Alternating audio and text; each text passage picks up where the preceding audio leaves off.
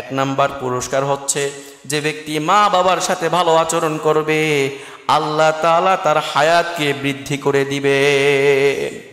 আমার কথা নয়, আল্লাহর নবী নিজে বলেছেন। আল্লাহর নবী সাল্লাল্লাহু আলাইহি ওয়াসাল্লাম বলেন, লা ইয়ারুদ্দুল কদরা ইল্লা দুআ। মানুষের ভাগ্য পরিবর্তন করতে পারে না কোনো কিছুই কেবলমাত্র দোয়া ছাড়া। দোয়ার মাধ্যমে মানুষের ভাগ্য পরিবর্তন হয়। এখন আপনারা বলতে পারেন, হুজুর রানা বলে যে ভাগ্য নাকি পরিবর্তন হয় না, ভাগ্যে যা আছে তাই নাকি হয়। তাহলে হুজুর যে বলল ভাগ্য পরিবর্তন হয়, কেমনে কি মিলল না তো? হ্যাঁ, মিলাই দিয়ে শুনেন। ভাগ্য দুই প্রকার। কয় প্রকার? তাকদীর দুই প্রকার। একটা হচ্ছে তাকদীরে মুআল্লাক, আরেকটা তাকদীরে মুবরাম। তাকদীর বা ভাগ্য দুই প্রকার। এক নাম্বার হচ্ছে তাকদীরে মুআল্লাক, ঝুলন্ত তাকদীর। আরেকটা হচ্ছে তাকদীরে মুবরাম। মুবরামটা হচ্ছে একদম নির্ধারিত তাকদীর, নির্ধারিত ভাগ্য। নির্ধারিত ভাগ্য হচ্ছে যা কিছু আল্লাহ তাআলা নির্ধারণ করে রাখছেন। বিশেষ করে মানুষের জন্ম হবে কখন, মানুষের মৃত্যু হবে কখন, এবং মানুষের অন্যান্য কয়েকটা বিষয় আছে, এগুলো নির্ধারণ করে রাখছেন, পরিবর্তন হয় না। ঠিক আছে, এগুলো হচ্ছে তাকদীরে মুবরাম, মানে নির্ধারিত তাকদীর। আরেকটা হচ্ছে তাকদীরে মুআল্লাক, পরিবর্তিত তাকদীর। অনেক সময় কি হয়, দোয়ার মাধ্যমে পরিবর্তন হয়ে যায়। তা আমরা পাইলাম দোয়ার মাধ্যমে তাকদীর পরিবর্তন হয়। তারপরে আল্লাহর নবী সাল্লাল্লাহু আলাইহি ওয়াসাল্লাম বলেছেন, ওয়ালা ইয়াজিদু ফিল উমরি ইল্লাল বিররু। আর মানুষের হায়াত বৃদ্ধি করে কেবলমাত্র মা বাবার সাথে ভালো আচরণ। মা বাবার সাথে যারা ভালো আচরণ করবে তাদের হায়াত আল্লাহ তাআলা বৃদ্ধি করে দিবেন। হায়াতের মধ্যে আল্লাহ তাআলা বরকত দান করবেন। এক নাম্বার উপকার। দুই নাম্বার উপকার হচ্ছে, দুই নাম্বার পুরস্কার হচ্ছে যে ব্যক্তি মা বাবার সাথে ভালো আচরণ করবে তাদেরকে আল্লাহ তাআলা দুই নাম্বার পুরস্কার দান করবেন, তাদেরকে রিজিক বাড়িয়ে দিবেন। তাদের রিজিকটা আল্লাহ তাআলা বৃদ্ধি করে দিবেন। আল্লাহর নবী সাল্লাল্লাহু আলাইহি ওয়াসাল্লাম বলেছেন, মান সাররাহু আইয়ুবসাতা লাহু রিজকুহু। যারা চায়, যারা পছন্দ করে যে তাদের রিজিক বৃদ্ধি করে দেওয়া হোক, তারা যেন অবশ্যই মা বাবার সাথে ভালো আচরণ করে। মা বাবার সাথে ভালো আচরণ করবেন, আপনার রিজিক বৃদ্ধি পাবে, আপনার ইনকামের রাস্তা আল্লাহ তাআলা খুলে দিবেন। আপনি চাকরি বাকরি পাচ্ছেন না, আপনি মা বাবার সাথে সদয় আচরণ করেন, মা বাবার প্রয়োজনে পা টিপেন, পায়ে ধরে পড়ে থাকেন, দেখবেন আল্লাহ তাআলা আপনার রিজিকের ব্যবস্থা করে দিবেন। ঘোষণাকার আল্লাহর নবীর, আমার কথা নয়। দুই নাম্বার পুরস্কার পাইলাম। তিন নাম্বার পুরস্কার হচ্ছে যারা মা বাবার সাথে ভালো আচরণ করবে ওই ব্যক্তিগুলা আল্লাহ তাআলার প্রিয় হয়ে যায়। কার প্রিয় হয়ে যায়? আল্লাহ তাআলার প্রিয় হয়ে যায়। আমার কথা নয়, রাসূলের কথা। আল্লাহর নবী সাল্লাল্লাহু আলাইহি ওয়াসাল্লামের কাছে একজন সাহাবী এসে বলল, আইয়ুল আমালি আফদলু আহাব্বু ইলাল্লাহি তাআলা। হে নবী, আপনি আমাকে বলুন সবচেয়ে কোন আমলটা আল্লাহর কাছে প্রিয় এবং সবচেয়ে শ্রেষ্ঠ আমল কোনটা? আল্লাহর নবী সাল্লাল্লাহু আলাইহি ওয়াসাল্লাম তখন তিনটা আমলের কথা জানিয়ে দিলেন। এক নাম্বার হচ্ছে আস-সালাতু আলা ওয়াক্তিহা, সময় মতো নামাজ আদায় করা। সময় মতো বলেন, সবাই বলেন সময় মতো। এক নাম্বার হচ্ছে সময় মতো নামাজ আদায় করা। আপনি যদি নামাজ আদায় না করেন কখনোই আল্লাহর প্রিয় হইতে পারবেন না। আল্লাহর প্রিয় হইতে হইলে অবশ্যই আল্লাহর দেওয়া তরিকায় সুন্নত পদ্ধতিতে নামাজ আদায় করতে হবে, সময় মতো নামাজ আদায় করতে হবে। দুই নাম্বার আমল হচ্ছে ওয়াবিরুল ওয়ালিদাইন, পিতামাতার সাথে সদয় আচরণ করা, ভালো আচরণ করা, পিতামাতার কথা মতো চলা, পিতামাতার বৃদ্ধ হয়ে গেলে তাদেরকে খরচ আদি করা, তাদের পিছনে খরচ আদি করা এবং তাদের পিছনে সম্পদ ব্যয় করা, এটাই কি বিররুল ওয়ালিদাইন, মা বাবার সাথে সদয় আচরণ। তিন নাম্বার আমল হচ্ছে আল জিহাদু ফি সাবিলিল্লাহ, এবং আল্লাহর রাস্তায় জিহাদ করা। এই তিনটা আমল হচ্ছে আল্লাহ তাআলার প্রিয় আমল। সুতরাং যে ব্যক্তি এই তিনটা আমল করবে, এক নাম্বার আমলটা কি? সময় মতো নামাজ আদায় করা। দুই নাম্বার পিতামাতার সাথে উত্তম আচরণ করা, সদয় আচরণ করা। তিন নাম্বার আল্লাহর রাহে লড়াই করা, কাফেরদের বিরুদ্ধে জিহাদ করা, যুদ্ধ করা। এই তিনটা আমল আল্লাহ তাআলার কাছে প্রিয়। সুতরাং যারা এই তিনটা আমল করবে তারাও আল্লাহ তাআলার কাছে প্রিয় হয়ে যায়। 3 নাম্বার পুরস্কার পাইলাম যে আল্লাহর কাছে প্রিয় হয়ে যাবে। 4 নাম্বার পুরস্কার হচ্ছে যারা মা বাবার সাথে ভালো আচরণ করবে। যারা মা বাবার সাথে ভালো আচরণ করবে তাদেরকে তাদের গুনাহগুলো আল্লাহ তাআলা সব মাফ করে দিবেন। গুনাহগুলো কি মাফ করে দিবেন। একটা হাদিস শোনাই। একজন সাহাবী আল্লাহর নবীর কাছে এসে বলতেছেন, ইয়া রাসূলুল্লাহ, আসবতু যামবান আযীমান ফাহাল্লি মিন তাওবাতিন। হে নবী, আমি বড় একটা গুনাহ করে ফেলেছি, পাপ করে ফেলেছি, আমার কি কোনো তাওবার রাস্তা আছে নাকি, তাওবার দরজা খোলা আছে নাকি আমার জন্য? আল্লাহর নবী সাল্লাল্লাহু আলাইহি ওয়াসাল্লাম তখন তাওবা করতে বললেন না, ইস্তিগফার করতে বললেন না, কিছুই করতে বলেন না। বলছে কি জানেন? বলছেন, হাল্লাকা মিন উম্মিন, হে ব্যক্তি, হে আমার সাহাবী, তোমার কি মা আছে নাকি? মা বেঁচে আছে? না, আমার তো মা বেঁচে নাই। তোমার খালা আছে? কহা, আমার খালা আছে।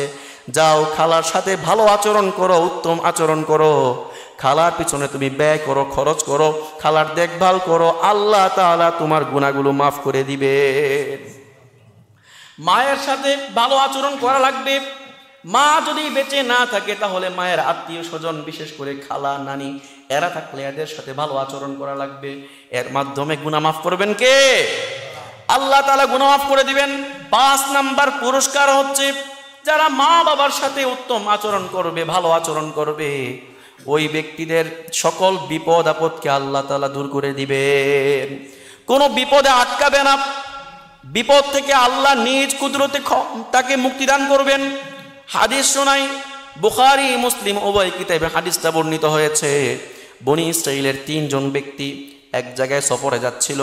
প্রতিমধ্যে প্রচুর বৃষ্টি হচ্ছে। বৃষ্টি থেকে বাঁচার জন্য তারা একটা গুহায় গিয়ে আশ্রয় নেয়। তখন হঠাৎ করে প্রবল বৃষ্টির কারণে উপর থেকে একটি পাথর পড়ে গুহার মুখটা বন্ধ হয়ে যায়। 3 জনে সম্ভব না যে গুহার মুখটা পরিষ্কার রাখবে, মানে পাথরটা সরাবে, সম্ভব না, এত বড় পাথর। কি করবে? টেনশনে পড়ে গেল। 3 জন যদি এখানে আটকে পড়ি তাহলে তো কেউ কোনো খোঁজ খবর রাখবে না, কেউ জানবেও না আমরা এখানে পড়ে আছি। এখন তো বর্তমানে মোবাইলের জামানা, ফোন দিয়ে বলতে পারে যে অমুক জায়গায় আমরা আছি। পুলিশে ফোন দিলে পুলিশ নাম্বার দিয়ে ট্র্যাকিং করলে সব বের করে ফেলতে পারবে কোন জায়গায় আছে। এটা কি বর্তমান জামানা? 3000 বছর আগের ঘটনা। আটকা পড়ে গেছে, বের হওয়ার কোনো রাস্তা নাই, কোথায় যাবে, কি করবে? 3 জন পরামর্শ করলো, তোমরা কাজ করো, প্রত্যেকের জীবনে যদি কোনো আমল থেকে থাকে, যে আমলটা একমাত্র আল্লাহর জন্য করেছো, ওই আমলের দোহাই দিয়ে তোমরা আল্লাহর কাছে ক্ষমা চাও, আল্লাহর কাছে সাহায্য চাও, যেন আল্লাহ তাআলা মুক্তি দান করেন। তখন প্রথম জন আল্লাহর কাছে দোয়া করা শুরু করলো, আল্লাহ তুমি তো জানো আমি একটা কাজ করি, সারাদিন কাজকর্ম করি, সন্ধ্যাবেলা যখন বাড়িতে যাই কিছু খাবার নিয়ে যাই, সন্ধ্যাবেলা আমি নিজ হাতে সেই খাবারগুলা রান্না করে আমার মা বাবাকে খাইয়ে তারপরে আমার সন্তানকে খাওয়াই। অনেক সময় এমনও হয় মাঝে মাঝে মায়ের সামনে খাবার রান্না করে নিয়ে গিয়েছি, তখন দেখা যায় যে মা ঘুমিয়ে পড়েছে। সারা রাত্র পর্যন্ত মায়ের শিওরে দাঁড়িয়ে থাকি, মাকে জাগ্রত করাই না, কারণ এতে করে মা কষ্ট পাইতে পারে। সারা রাত্র পর্যন্ত মার সামনে দাঁড়িয়ে থেকে সকালবেলা খাবারটা খাইয়ে দেই। হে আল্লাহ, এই আমলটা যদি সে একমাত্র আপনার সন্তুষ্টি লাভের জন্য করে থাকি, তাহলে এর উসিলা করে আল্লাহ আমাদেরকে বিপদ থেকে উদ্ধার করেন। দেখতে পেল এই দোয়া করার সাথে সাথে পাথরটা একটু সরে গিয়ে আসমান দেখা যাচ্ছিল, সূর্যের আলোটা কি ভিতরে পড়তেছে। তারপরে আরেকজন দোয়া শুরু করলো, আল্লাহ আমার একজন চাচাতো বোন ছিল, খুবই সুন্দরী, খুবই রূপসী একজন বোন ছিল, চাচাতো বোন, তার প্রতি আমি আসক্ত ছিলাম, তাকে আমি প্রেমের প্রস্তাব দিয়েছিলাম, কিন্তু সে আমার প্রস্তাবটা রিজেক্ট করে দিয়েছে। কিন্তু আমি চেয়েছিলাম যে করে হোক আমি তার কাছেই যাব। ছলে বলে কৌশলে তার কাছে যাওয়ার চেষ্টা করলাম, তার দুর্বল স্থানগুলো কোন জায়গায় আছে, কোনটা আছে সেগুলো খেয়াল করার চেষ্টা করলাম। দেখলাম যে তার টাকার সমস্যা আছে, এমনকি তার বাবা আমার চাচা অসুস্থ, এই মুহূর্তে তার 100 দিনার দরকার।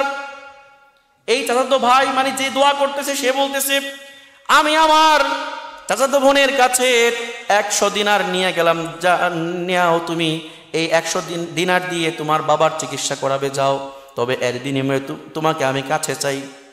তখন ওই মেয়েটা বাধ্য হয়ে বাবার চিকিৎসার জন্য বাধ্য হয়ে সময় দেওয়ার জন্য চলে আসলো।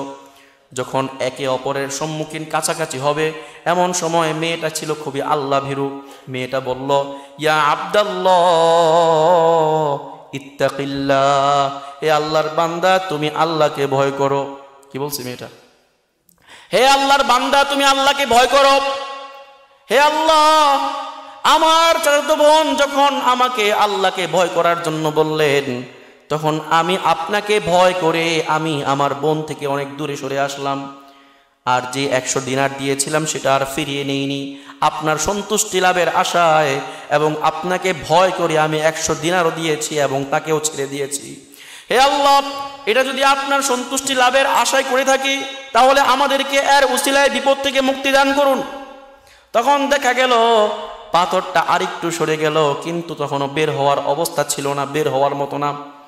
আরেকজন দোয়া করলো, আল্লাহ তুমি তো জানো আমি একজন কর্মচারী নিয়েছিলাম কাজ করার জন্য, সারাদিন সে কাজ করেছে, কিন্তু সন্ধ্যার সময়ে যে মজুরি নিবে, পারিশ্রমিক নিবে, পারিশ্রমিক সবাইকে দিয়েছি, তাকে আর পাই নাই, একজনকে পাই নাই, সে চলে গিয়েছে।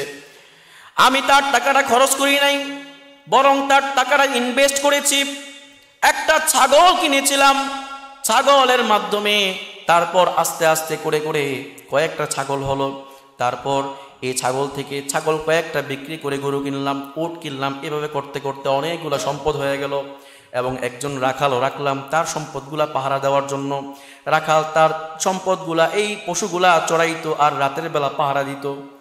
একদিন হঠাৎ করে অনেক বছর পর ওই যে শ্রমিক, ওই শ্রমিক আমার কাছে আইসা বলতেছে, ভাই তোমার কাছে আমি তোমার কাজ করে দিয়েছিলাম, তোমার কাছ থেকে পারিশ্রমিকটা নেই নাই, ওই পারিশ্রমিকটা আমাকে এখন দিয়ে দাও। হে আল্লাহ, আমি তখন এক মুহূর্ত দেরি করি নাই, বরং তার সম্পদের মাধ্যমে যেহেতু আমি অনেক সম্পদ করেছি, বরং সে পাইতো 1000 টাকা, বরং 1000 টাকা না দিয়ে তার 1000 টাকার বিনিময়ে যা যা হয়েছে আমি সব দিয়ে দিয়েছিলাম। ওই ব্যক্তিটা সব দিয়ে দিয়েছে, মানে মহানুভবতা কতটুকু দেখছেন। আমরা হলে কি করতাম, ভাই তুমি আমার কাছ থেকে 1000 টাকা পাও, সুতরাং 1000 টাকা নাও, বাকিগুলো তো আমার। কিন্তু সে বলে না, তার 1000 টাকার মাধ্যমে আমি এত সম্পদ করেছি, মানে তারই সম্পদ, সুতরাং তুমি নিয়ে যাও। আল্লাহর কাছে দোয়া করলো, আল্লাহ আমি চাইলে সব সম্পদ সেদিন রাখতে পারতাম, কিন্তু শুধুমাত্র আপনার সন্তুষ্টির জন্য আপনার সেই বান্দাকে আমি সব সম্পদ দিয়ে দিয়েছি। যদি আমি আপনার সন্তুষ্টি লাভের জন্য করে থাকি, তাহলে এর বিনিময়ে আপনি আমাদেরকে এই বিপদ থেকে রক্ষা করেন। আল্লাহ তাআলা সম্পূর্ণরূপে 3 জনের দোয়ার পর সম্পূর্ণরূপে পাথরটাকে মুখ থেকে সরিয়ে দিলেন। তখন তারা বের হয়ে গেল। এই হাদিস থেকে বোঝা গেল, কখনো কোনো বিপদ হলে আল্লাহর কাছে দোয়া করতে হবে কোনো নেক আমলের উসিলা করে। কিসের উসিলা করে? আপনি যদি আল্লাহর জন্য শুধু করে থাকেন এমন কোনো নেক আমল আপনার জীবনে থেকে থাকে, তাহলে সেই নেক আমলের উসিলা করে আপনি আল্লাহর কাছে দোয়া করবেন, আল্লাহ তাআলা আপনাকে মুক্তি দান করবেন। এই হাদিসের প্রথমাংশ ছিল মা বাবার খেদমত। মা বাবার জন্য ওই ব্যক্তি অনেক কিছু করেছিল, রাত্রভর পর্যন্ত জেগে থাকতো। ওই ব্যক্তির দোয়াটা আল্লাহ কবুল করেছেন, বিপদ থেকে মুক্তি দান করেছেন। সুতরাং 5 নাম্বার পুরস্কারটা হচ্ছে, যে ব্যক্তি মা বাবার সাথে উত্তম আচরণ করবে, মা বাবার খেদমত করবে, আল্লাহ তাআলা তাকে সকল বিপদ থেকে মুক্তি দান করবে।